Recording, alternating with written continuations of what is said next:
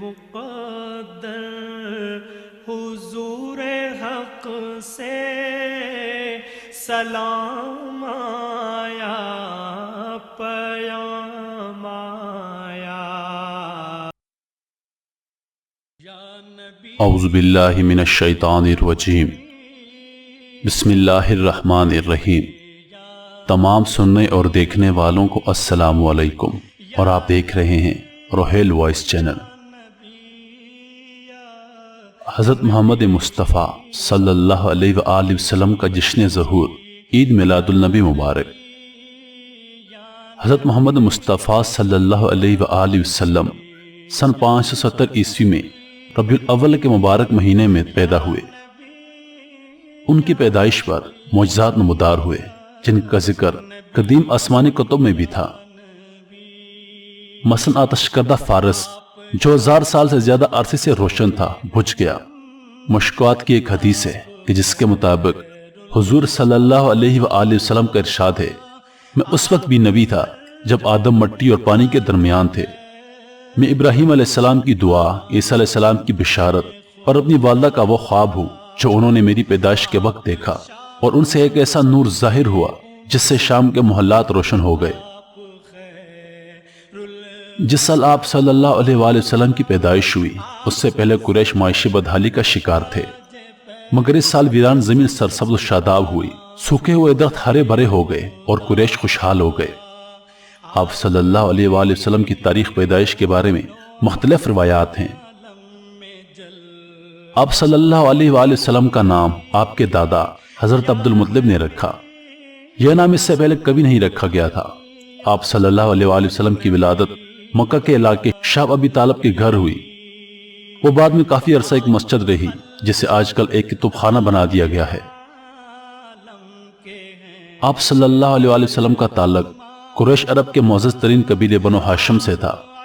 اس خاندان کی شرافت، ایمانداری اور سخاوت بہت مشہور تھی. یہ خاندان حضرت ابراہیم علیہ السلام کے دین پر تھا جسے دین حنیف کہتے ہیں. آپ صلی اللہ علیہ وآلہ وسلم کے والد عبداللہ بن عبد المطلب اپنی خوبصورتی کے لیے مشہور تھے، مگر ان کا انتقال آپ صلی اللہ علیہ وآلہ وسلم کی پیدائش سے چند ماہ پہلے ہو گیا تھا. والدہ کا نام حضرت آمنہ بنت وہب تھا جو قبیلہ بنی زہرہ کے سردار وہب بن عبد مناف بنی قسی بنی کلاب کی بیٹی تھی. آپ صلی اللہ علیہ وآلہ وسلم کے دادا عبد المطلب قریش کے سردار تھے. آپ صلی اللہ علیہ وآلہ وسلم کا شجرہ نسب حضرت عدنان سے جا ملتا ہے جو حضرت اسماعیل علیہ السلام ابن حضرت ابراہیم علیہ السلام کی اولاد میں سے تھے اور مشہور ترین عربوں میں سے تھے. حضرت عدنان کی اولاد کو بنو عدنان کہا جاتا ہے. حضرت صلی اللہ علیہ وآلہ وسلم کا بچپن عام بچوں کی طرح کھیل کود میں نہیں گزرا، بلکہ آپ صلی اللہ علیہ وآلہ وسلم میں نبوت کی نشانیاں شروع ہی سے موجود تھی. اس قسم کا ایک واقعہ اس وقت بھی پیش آیا جب آپ صلی اللہ علیہ وآلہ وسلم بدوی قبیلے میں اپنی دایا کے پاس تھے. وہاں حبشہ کے کچھ عیسائیوں نے آپ صلی اللہ علیہ وآلہ وسلم کو بغور دیکھا اور کچھ سوالات کیے، یہاں تک کہ نبوت کی نشانیاں پائیں اور پھر کہنے لگے کہ ہم اس بچے کو پکڑ کر اپنی سرزمین میں لے جائیں گے. اس واقعے کے بعد حضور صلی اللہ علیہ وآلہ وسلم کو مکہ دوبارہ لوٹا دیا گیا. تقریباً 25 سال کی عمر میں آپ صلی اللہ علیہ وآلہ وسلم نے شام کا دوسرا بڑا سفر کیا جو حضرت خدیجہ رضی اللہ عنہ کے تجارتی قافلے کے لیے تھا. حضرت محمد مصطفیٰ صلی اللہ علیہ وآلہ وسلم نے ایمانداری کی بنا پر اپنے آپ کو ایک اچھا تاجر ثابت کیا. آپ صلی اللہ علیہ وآلہ وسلم دوسرے لوگوں کا مال تجارت بھی تجارتی غرض سے لے کر جایا کرتے تھے. آپ صلی اللہ علیہ وآلہ وسلم یہ خدمات حضرت خدیجہ الکبریٰ کے لیے بھی انجام دیا کرتے تھے. اس سفر سے واپسی پر حضرت خدیجہ الکبریٰ رضی اللہ عنہ کے غلام میسرہ نے ان کو حضور صلی اللہ علیہ وآلہ وسلم کی ایمانداری اور اخلاق کی کچھ باتیں بتائیں.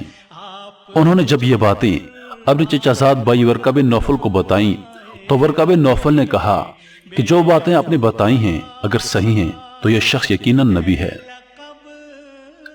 آپ حضرت محمد مصطفیٰ صلی اللہ علیہ وآلہ وسلم کے اچھے اخلاق اور ایمانداری سے بہت متاثر ہوئیں اور آپ صلی اللہ علیہ وآلہ وسلم کو شادی کا پیغام دیا جس کو آپ صلی اللہ علیہ وآلہ وسلم نے حضرت ابو مطلب کے مشورے سے قبول کر لیا اس وقت آپ صلی اللہ علیہ وآلہ وسلم کی عمر 25 سال تھی۔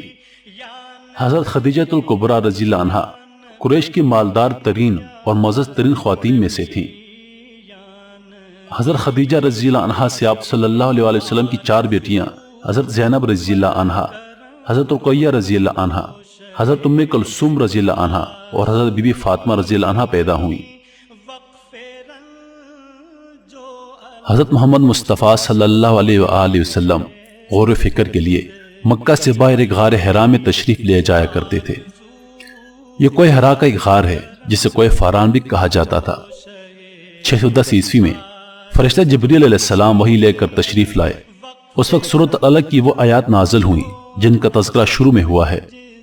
اس وقت حضور صلی اللہ علیہ وآلہ وسلم کی عمر تقریباً 40 سال تھی۔ جیسے جیسے اسلام قبول کرنے والوں کی تعداد بڑھتی جا رہی تھی، مقامی قبیلوں اور لیڈروں نے آپ صلی اللہ علیہ وآلہ وسلم کو اپنے لیے خطرہ سمجھنا شروع کر دیا۔ ان کی دولت عزت کعبے کی وجہ سے تھی۔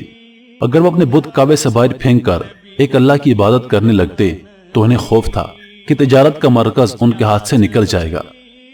آپ صلی اللہ علیہ وآلہ وسلم کو اپنے قبیلے سے بھی مخالفت کا سامنا کرنا پڑا، کیونکہ وہی کعبے کے رکھوالے تھے۔ قبائل نے ایک معاہدہ کے تحت مسلمانوں کا معاشی اور معاشرتی بائیکاٹ کیا، یہاں تک کہ مسلمان 3 سال تک شب ابی طالب میں محصور رہے۔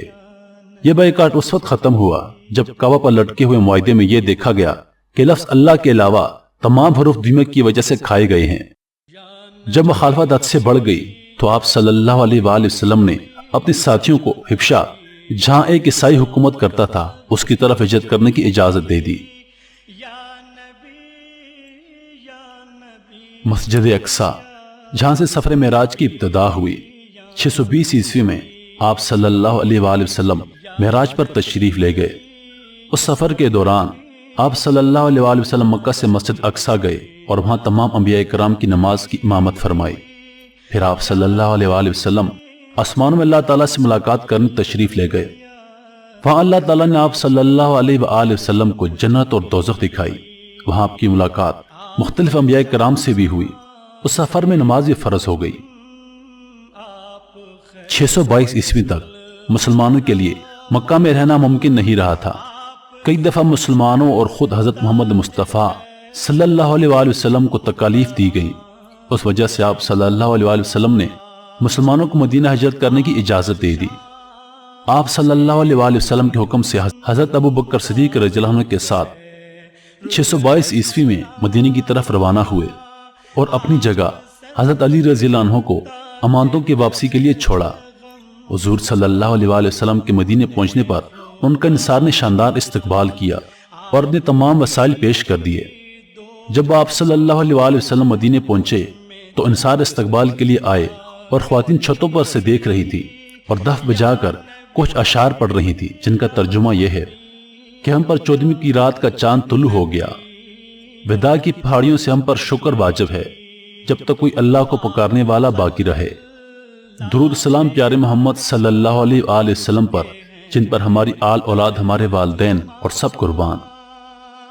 اللہ تعالیٰ نے قرآن مجید میں فرمایا، بے شک اللہ اور تمام ملائکہ آپ صلی اللہ علیہ وآلہ وسلم پر درود سلام بھیجتی ہیں، تو اے ایمان والو تم بھی آپ صلی اللہ علیہ وآلہ وسلم پر درود و سلام بھیجتے رہو۔